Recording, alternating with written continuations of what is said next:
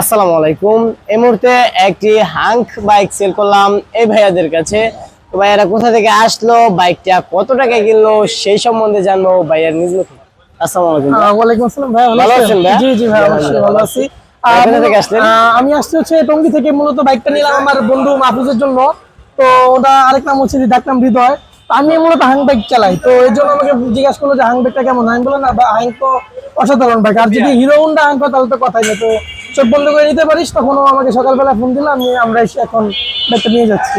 তো কত টাকা কিনলেন ভাই? এটা হচ্ছে 54,000 টাকায়।